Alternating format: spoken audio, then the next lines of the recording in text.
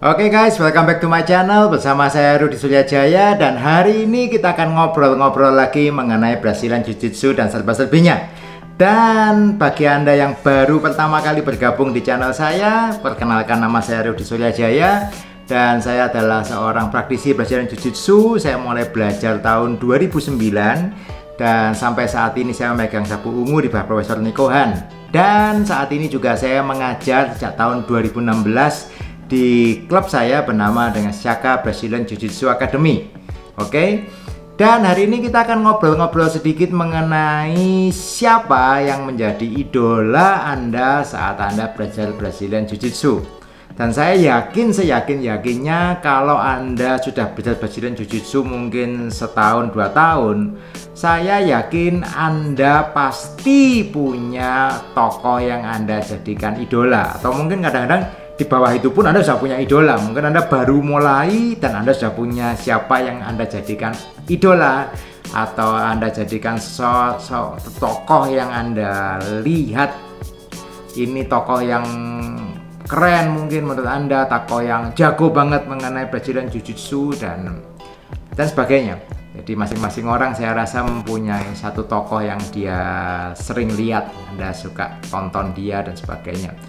Dan saya mau share sedikit mengenai siapa yang saya banyak tonton, siapa yang saya jadikan itu idola saya di saat saya belajar Brazilian Jiu-Jitsu.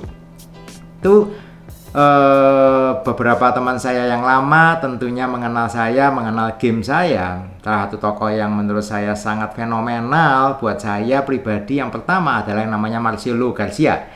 Oke, jadi kalau Anda yang baru tahu Brazilian Jiu-Jitsu mungkin belum terlalu kenal, saat ini dia sudah off, tidak banyak bertanding, walaupun murid-muridnya banyak yang saat ini menjadi juara di mana-mana. Anda bisa search di YouTube, Anda bisa search di Google Marcelo Garcia. Saat ini dia tinggal di kota New York, ya. Jadi dia berasal dari Brasil, dia berasal dari kota kecil. Bahkan kalau yang dia ceritakan, dia gi itu pun cuma punya satu waktu itu, dan saking nggak punyanya dia sampai pada akhirnya dia tinggal di dalam di dalam tempat latihan Brazilian Jiu-Jitsu, karena dia di kotanya dia tidak ada Brazilian Jiu-Jitsu, dia harus pindah ke kota dekat kota, pindah kota, dan di tempat itu dia akhirnya memutuskan untuk bisa belajar Brazilian Jiu-Jitsu dengan tidak bayar.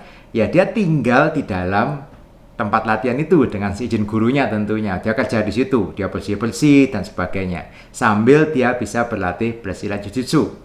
Menurut saya itu dedikasinya fenomenal, dedikasinya buat saya. Itu yang pertama. Yang kedua, yang saya suka dari dia adalah size badannya bukan size yang besar, dia size-nya size yang kecil menurut saya. Jadi untuk ukuran orang Brazilian Jiu-Jitsu dia size-nya kecil, tetapi yang menjadi fenomenal selain dia juara di kelasnya, kelas berat badannya dia juara, dia juga juara di ADCC. ADCC itu Abu Dhabi Combat Championship, dan itu salah satu pertandingan grappling yang paling bergengsi yang diadakan di Abu Dhabi. Dan dia juara bukan hanya di kelasnya, tetapi dia juga juara di kelas open weight. Jadi yang fenomenal banget. Kenapa? Musuhnya beratnya berkali lipat dari berat badannya dia, size-nya besar banget, dan dia bisa menang.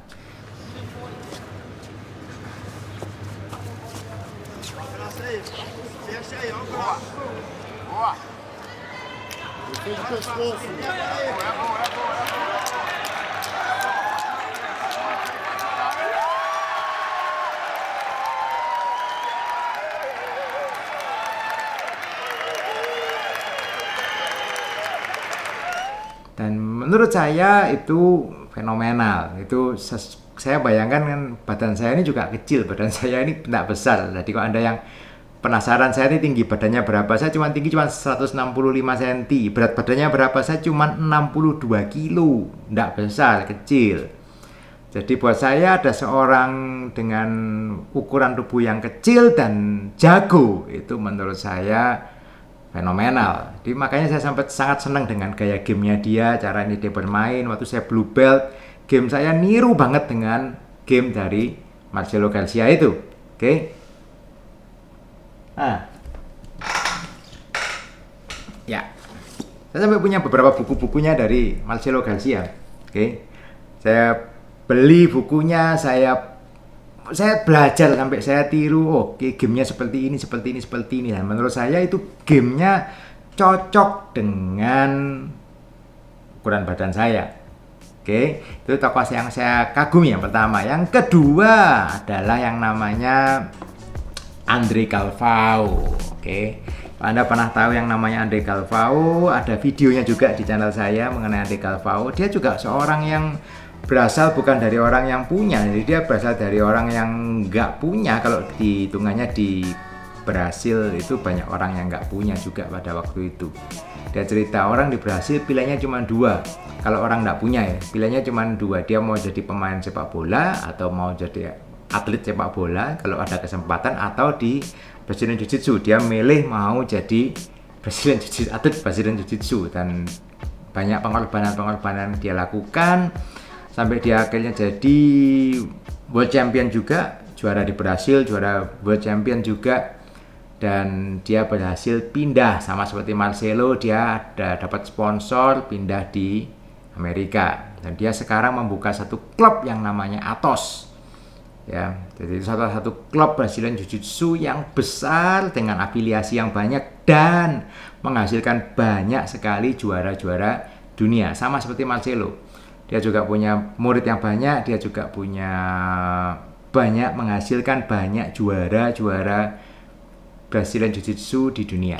Itu saya suka sekali dengan cara dia berlatih, metode latihannya dia, atau semangatnya dia dalam melatih, mindsetnya dia, bagaimana mindsetnya dia jadi how to be a champion. Menurut saya itu fenomenal. He's got a collar grip. This could turn into something. It's going to turn into a cradle if Broly's not careful. He's got it. This could be a finish. This could be a finish. I think it might be it done. He's pulling the leg. That's and we got a tap for Andre Galvao. The classic cradle choke. Beautiful. Brilliant by Galvao. Kemudian lagi, selain dari itu, tentunya selain dua orang tadi, tentunya saya juga tertarik sekali dengan yang namanya Profesor Nico Han. Di Profesor Nico Han ini profesor saya, pelatih BJJ saya juga, dan dia orang yang punya ideologi yang menurut saya sangat menarik. Dia bahwa Brazilian Jiu-Jitsu itu sudah cukup banyak yang beralih bukan dari source awalnya. Awal Brazilian Jiu-Jitsu itu adalah yang namanya martial art. Brazilian Jiu-Jitsu adalah seni bela diri. Oke, bagaimana kita untuk self defense, bagaimana untuk fight dan sebagainya. Tetapi memang seiring dengan perkembangan zaman, Brazilian Jiu-Jitsu itu banyak berkembang menjadi sport.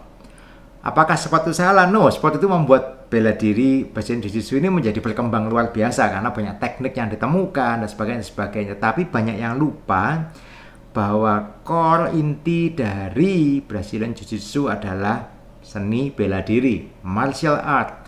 Dan ini yang dia tekankan selalu, bahwa jangan lupa bahwa basic nomor satu bahwa kamu belajar Brazilian Jiu-Jitsu adalah kamu harus belajar itu sebagai martial art. Dan itu saya banyak terapkan di tempat latihan saya, bahwa Brazilian Jiu-Jitsu at the beginning level, at the fundamental level, itu semuanya adalah mengenai martial art, bukan sekedar untuk sport.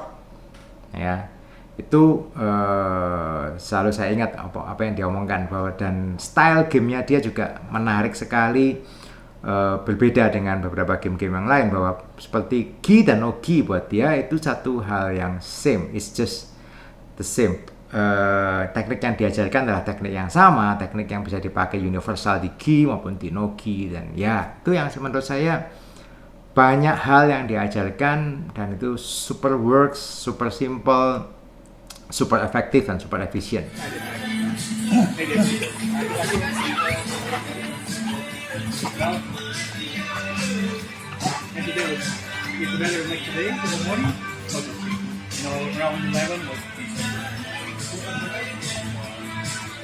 Dan juga dia adalah seorang black belt pertama yang real saya temui. Jadi kalau Anda yang belajar Brazilian Jiu-Jitsu, Anda bisa belajar dengan seorang black belt, Anda bertemu langsung dengan black belt, berbahagialah Anda.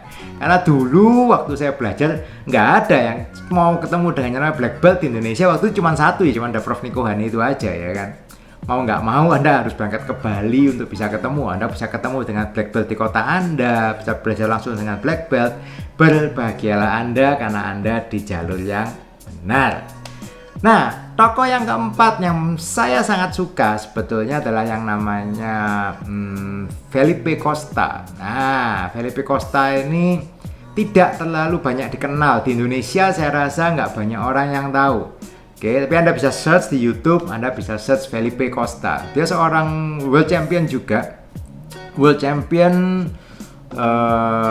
juara di Brasil, juara world juga. Dan kesamaannya dengan dia sekali lagi, saya punya kesamaan dengan dia adalah kesamaan ukuran badan. Ukuran badannya dia kecil, kurang lebih sama dengan saya, 160-an cm tingginya kurang lebih.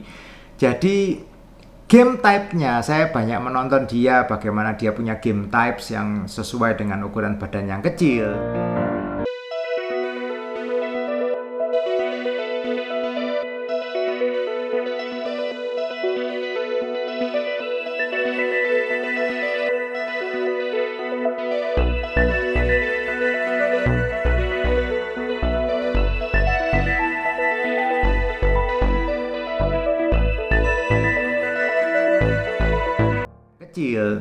Bagaimana mindsetnya dia saat berlatih, bagaimana dia mengembangkan timnya. Dia punya satu tim saat ini Brazilian Black Belt kalau nggak salah, dia di kota Brasil tetap, dia nggak pindah ke Amerika dan dia mengembangkan di situ.